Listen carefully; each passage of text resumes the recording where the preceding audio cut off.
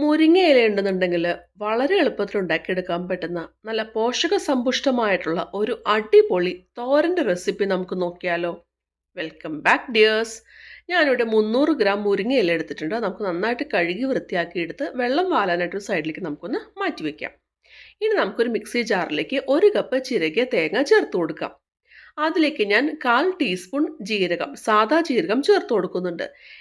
എരിവിന് വേണ്ടി ഞാനിവിടെ പച്ചമുളകാണ് ചേർക്കുന്നത്. അത്യാവശ്യം നല്ല എരിവുള്ള പച്ചമുളകായിരുന്നു. അത് കാരണം ഞാൻ ഇവിടെ 4 എണ്ണം ചേർത്തിട്ടുള്ളൂ.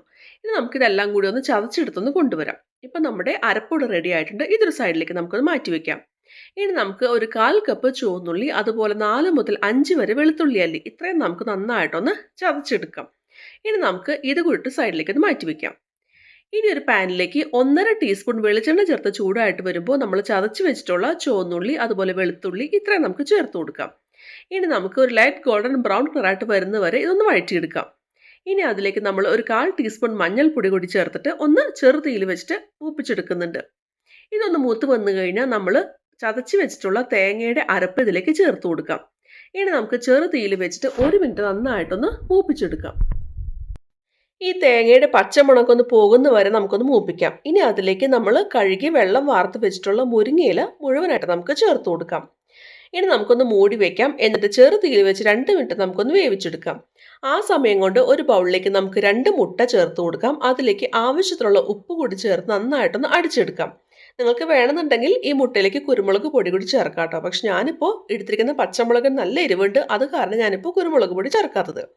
ഇപ്പം നമ്മുടെ മുരിങ്ങയിലേക്ക് പകുതി ഒന്ന് വേവായിട്ട് വന്നിട്ടുണ്ട്. നമുക്കൊന്ന് മിക്സ് ചെയ്ത് കൊടുക്കാം. ഇനി നമ്മൾ ഇതിലേക്ക് മുരിങ്ങയിലേക്ക് ആവശ്യത്തിനുള്ള ഉപ്പ് ചേർത്ത് കൊടുക്കാം. എന്നിട്ട് നന്നായിട്ടൊന്ന് മിക്സ് ചെയ്തെടുക്കാം. ഈ മുരിങ്ങയില വേവാനായിട്ട് ഒരുപാട് സമയമൊന്നും ആവശ്യമില്ല കേട്ടോ. പെട്ടെന്ന് തന്നെ ഇത് വെന്ത് കിട്ടുന്നതാണ്. ഇനി നമുക്ക് ഈ മുരിങ്ങയില ഈ പാനിൽ തന്നെ ഒരു സൈഡിലേക്ക് നമുക്ക് ഇതുപോലെ നീക്കി വെച്ച് കൊടുക്കാം.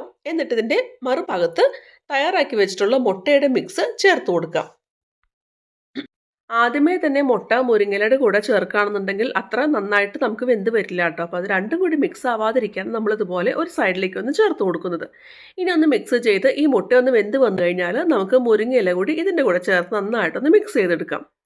ഇനി നമുക്കിതൊന്ന് മൂടി വെക്കാം. എന്നിട്ട് 1 മിനിറ്റ് ചെറുതീയിൽ വെച്ചിട്ട് ഒന്ന് വേവിച്ചെടുക്കാം. അപ്പോഴേക്കും മുരിങ്ങയില മുഴുവനായിട്ട് വെന്ത് വന്നിട്ടുണ്ടാവും.